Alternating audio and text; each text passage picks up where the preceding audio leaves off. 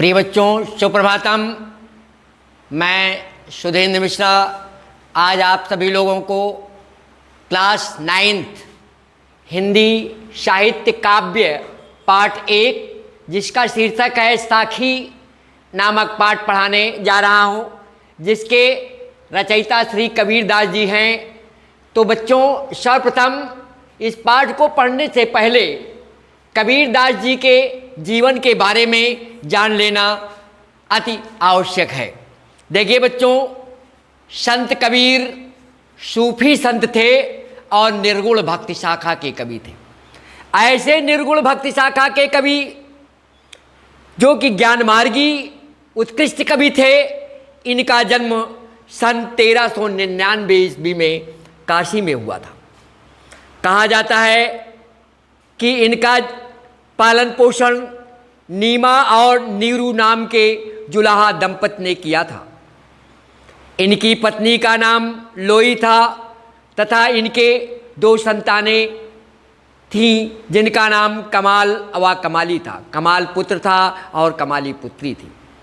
इनके जीवन का अधिक समय काशी में ही व्यतीत हुआ। इस अंधविश्वास को दूर करने के लिए कि काशी में मृत्यु होने पर स्वर्ग मिलता है और मगहर में मरने पर नरक मिलता है, इसको दूर करने के लिए अंत में कबीरदास जी काशी छोड़कर मगहर चले गए थे। इनकी विचारधारा थी कि यदि काशी में मरने पर स्वर्ग होता है तो मैं काशी में ना मर करके मगहर में मरूंगा। यदि मेरे कर्म अच्छे हैं तो मुझे स्वर्ग की प्राप्ति अवश्य ही होगी। इस धारणा से वे काशी छोड़कर मगहर चले गए थे। इनके गुरु का नाम रामानंद था, जैसा कि तुम सभी लोग जानते हो। रामानंद जी इनको अपना शिष्य नहीं बनाना चाहते थे और इन्होंने अपने मन में दृढ़ धारणा कर लिया था कि मैं रामानंद जी को ही अपना गुरु बनाऊंगा। एक बार ये काशी की सीढ़ियों पर जा कर के लेट गए, जहाँ से रामानंद जी प्रतिदिन स्नान करने के लिए जाया करते थे। अंधेरे में रामानंद जी का पैर कबीर के ऊपर पड़ गया। कबीर के ऊपर पड़ते ही रामानंद जी ने कहा, अरे राम राम राम राम। और इसी को कबीरदास जी ने अपना गुरु मंत्र मान लिया और रामानंद जी को अपना गुरु मान करके उनकी शरण में चले गए। अब ये समझिए कि बाबू श्याम सुंदर दास और आचार्य रामचंद्र शुक्ल के साथ डॉक्टर नगेंद्र भी इस मान्यता को मानते हैं कि संवत 1575 कियो मगहर को गौन, माघ सुदी एकादशी रल्यो दौन में पौन। अर्थात 1518 ईस्वी शुक्ल एकादशी संवत 1575 विक्रमी को ही कबीर का देहांत मानना उचित होगा। कबीर मूलतः संत थे, परंतु ये अपने पारिवारिक जीवन के कर्तव्यों के प्रति कभी उदासीन नहीं रहे।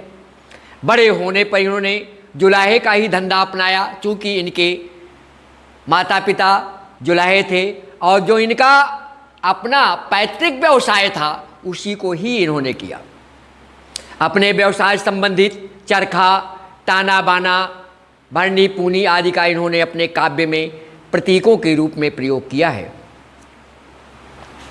साधारण परिवार में होने के कारण कबीर को पढ़ने लिखने का अवसर नहीं प्राप्त हो सका था। अतः वे अधिक पढ़े लिखे नहीं थे, क्योंकि उन्होंने खुद ही इस बात को लिखा है, मसी कागज छुयो नहीं, कलम गयो नहीं हाथ। इस कथन से स्वयं ये सिद्ध होता है कि कबीरदास जी पढ़े लिखे नहीं थे, लेकिन साधु संतों के सत्संग में रह करके इन्होंने ज्ञान प्राप्त कर लिया था और समाज में अपना स्थान बना लिया था। वास्तव में तो वे प्रेम का 2.5 अक्षर पढ़कर ही पंडित हो गए थे, जिसे हम कहते हैं राम। उनके शिष्यों ने इनकी कविताएं लिखी थी और उनका संग्रह किया था। वास्तविक में रूप में इन्होंने कोई कविता या दोहा खुद नहीं जो लिखा था। इनके शिष्यों ने जो कुछ इनके मुखारबिंद से सुना उसी का संग्रह किया और उसी के संग्रह को लिपिबद्ध कर दिया। कबीर के शिष्य धर्मदास ने इनकी रचनाओं का बीजक नाम से संग्रह किया। कबीर पंथियों द्वारा इस ग्रंथ को अधिक आदर की दृष्टि से देखा जाता है और कबीर के जितने भी रचनाएं हैं उनका संग्रह कबीर ग्रंथावली है, जो नागरी प्रचारणी सभा और काशी द्वारा प्रकाशित है। कबीर का प्रमुख धर्म हिंदू था, भले ही मुसलमान के द्वारा पालन पोषण उनका किया गया था मुस्लिम दंपति के द्वारा, लेकिन प्रमुख रूप से वे हिंदू धर्म को ही मानते थे। मंदिर, तीर्थाटन, माला, नमाज, पूजा पाठ आदि धर्म के बाहरी आचार व्यवहार तथा कर्म कांडों की उन्होंने कठोर शब्दों में निंदा की और सत्य, प्रेम, पवित्रता, सत्संग, इंद्रिय निग्रह, सदाचार, गुरु महिमा, ईश्वर भक्ति आदि पर कबीरदास जी ने विशेष बल दिया है। पुस्तकों में ज्ञान प्राप्ति की अपेक्षा अनुभव पर आधारित ज्ञान को ही वे सर्वोपरि मानते थे। ईश्वर की सर्वव्यापकता और राम रहीम के महत्व को बताकर उन्होंने हिंदुओं तथा मुसलमानों के भेदभाव को मिटाने का पूर्ण प्रयास किया। कबीर निराकार ब्रह्म के उपासक थे। उनके देश प्रेम में दाम्पत्य भाव भी देखने को मिलता है। कबीर नाथ पंथियों के भी संपर्क में आए, अतः उनकी रचनाओं में विभिन्न विचारधाराओं का प्रारब्ध भी है। वस्तुतः कबीर के धार्मिक विचार बहुत ही उदार थे। उन्होंने विभिन्न धर्मों की कुरीतियों एवं संकीर्णताओं का विरोध भी किया। कबीर की रचनाओं का संग्रह 3 रूपों में मिलता है, साखी, रामायणी और शबद। ये उनके 3 संग्रह हैं। साखी दोहों में है, रामायणी चौपाइयों में है और शपथ पदों में है।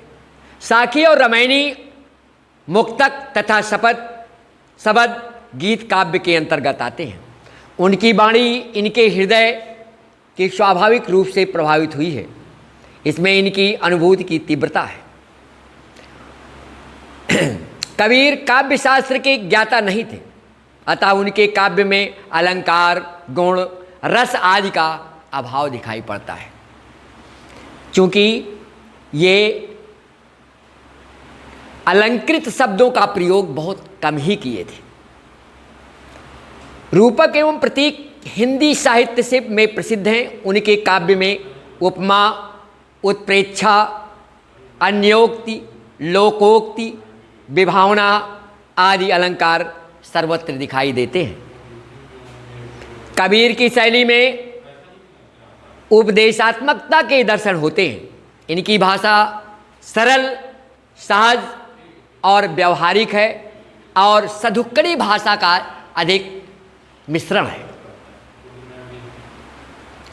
बुंदेलखंडी, ब्रज, भोजपुरी, अवधी, राजस्थानी, पंजाबी, अरबी और फारसी के शब्दों का भी प्रयोग मिलता है। आचार्य शुक्ल ने इनकी भाषा को इसीलिए सधुक्कड़ी भाषा कहा है। वे अपने सूक्ष्म मनोभावों और गहन विचारों को भी बड़ी सरलता से इस भाषा के द्वारा व्यक्त कर देते हैं। कबीरदास एक समतावादी, समाज संस्थापक, अनैतिकता विरोधी एवं महामानव संत कवि हैं। कबीर एक उच्च कोटि के साधु, सत्य और ज्ञान के अन्वेषक थे। उनका समस्त साहित्य एक जीवन मुक्त संत के शब्द, गुण एवं गंभीर अनुभवों का भंडार है। आइए अब हम इन्हीं की रचना साखी के दोहों को पढ़ते हैं, जिसमें कबीरदास जी ने पहले में सच्चे गुरु की महिमा का वर्णन किया है। कहते हैं, सतगुरु हमसु रीझ करी एक कहा प्रसंग, वर्षा बादल प्रेम का भीज गया सब अंग। कबीरदास जी कहते हैं कि सच्चे गुरु हमसे प्रसन्न होकर के, अर्थात मुझसे प्रसन्न हो करके रीझमाना, रीझना का मतलब प्रसन्न होना। एक ऐसा प्रसंग बोले कि प्रेम रूपी बादल बरस गए, अर्थात प्रेम रूपी बादलों की वर्षा हो गई और मेरा संपूर्ण शरीर अर्थात शरीर के अंग अंग भीग गए, अर्थात मेरे हर अंग पर उसका प्रभाव पड़ गया। दूसरा देखिए, राम नाम के पट तरे देवे को कछु नाही, क्या ले गुरु संतोषिए हौस रही मन माही। कबीरदास जी कहते हैं कि राम नाम रूपी पटतरे का मतलब होता है समान, राम नाम के समान, पटतरे माने समान, राम नाम के समान और कोई चीज मेरे पास देने के लिए नहीं है। क्या लेकर के गुरुजी संतोष करेंगे, अर्थात मेरे मन में ये हौसला बार बार उठ रहा है, ये बार बार बात आ रही है कि मैं गुरुजी को क्या ऐसी वस्तु दे दूं कि गुरुजी उसे पा करके संतोष कर लें। इसी प्रकार तीसरा है, ज्ञान प्रकाशा गुरु मिला सो जिन भी सरी जाए, जब गोविंद कृपा करी तब गुरु मिलिया आए। कबीरदास जी कहते हैं ज्ञान से प्रकाशित, ज्ञान से युक्त गुरु मिले हैं जिनको हमें नहीं भूल जाना चाहिए, अर्थात ऐसे ज्ञान से प्रकाशित गुरु को हमें नहीं भूल जाना चाहिए। जब भगवान खुद कृपा करते हैं तब ऐसे गुरु का हमारे जीवन में आगमन होता है, और ऐसे गुरु नहीं मिल जाते हैं। इसलिए गुरु का हमेशा हमें सम्मान करना चाहिए और उनका आदर करना चाहिए। गुरु जो है गोविंद अर्थात भगवान की कृपा से ही प्राप्त होते हैं। अगर सच्चे गुरु की प्राप्ति हो जाए तो जीवन हमारा जो है यथार्थ में जाएगा। चौथा देखिए, माया दीपक नर पतंग भ्रमि भ्रमि इवै पड़ंत, कहे कबीर गुरु ज्ञान तय एक आधो वरंत। कबीरदास जी कहते हैं किस माया रूपी दीपक में, अर्थात माया रूपी संसार में, ये संसार एक माया रूपी दीपक है और हम सभी जितने हैं नर रूपी पतंगे हैं।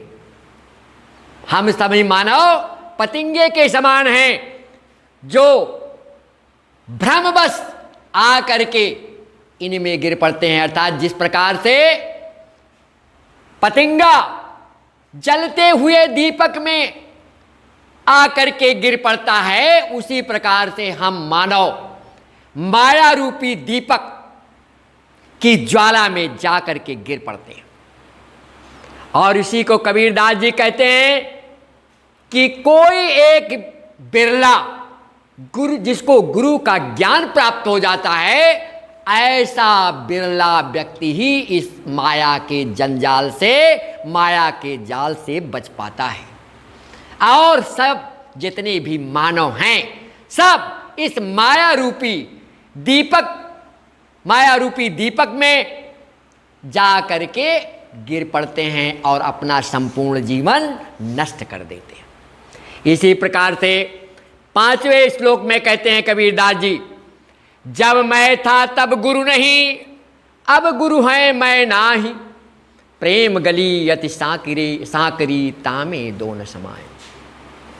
कबीरदास जी कहते हैं जब मैं था, अर्थात जब मेरे अंदर अहंकार था, जब मेरे अंदर अहंकार था तब गुरु का वास उसमें नहीं था, तब उसमें गुरु का वास नहीं था। जहां अहंकार होता है वहां गुरु नहीं वास करते हैं।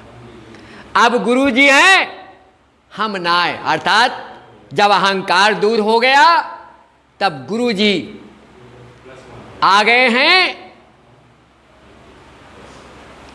प्रेम गली अति सांकरी, ये प्रेम रूपी गली जो है इतनी संकरी है, इतनी संकीर्ण है कि उसमें दो नहीं समा सकते, केवल एक ही जा सकता है, चाहे उसमें अहंकार रहे और चाहे गुरु जी रहे। अगर अहंकार रहेगा तो हमारा जीवन किसी काम का नहीं होगा, हमारा जीवन व्यर्थ में सिद्ध होगा।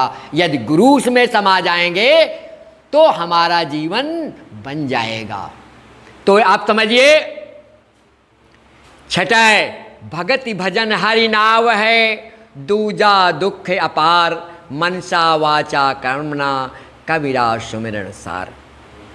कबीरदास जी कहते हैं कि भगवान, हरि माने भगवान, भगवान के भजन रूपी नाव है, भगवान के भजन रूपी नाव है, जिससे हम ये भवसागर, मृत्यु और जन्म के भवसागर से निकल सकते हैं, मृत्यु और जन्म के बार बार बंधन से मुक्त हो सकते हैं। दूजा दुख अपार, और अन्य दूसरे जो हैं वो दुख के सागर हैं।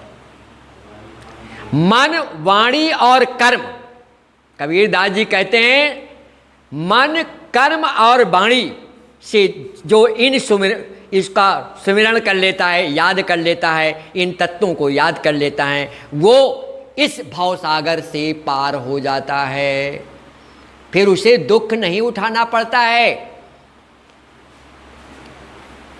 इसी से मैं अपने शब्दों को विराम देता हूं। हाँ बच्चों, यदि आपको किसी प्रकार की इसमें दिक्कत होती है, समस्या होती है, तो आप जो है विद्यालय के व्हाट्सएप नंबर 85 76 87 93 75 पर संपर्क स्थापित कर सकते हैं। आपकी समस्या का समाधान होगा।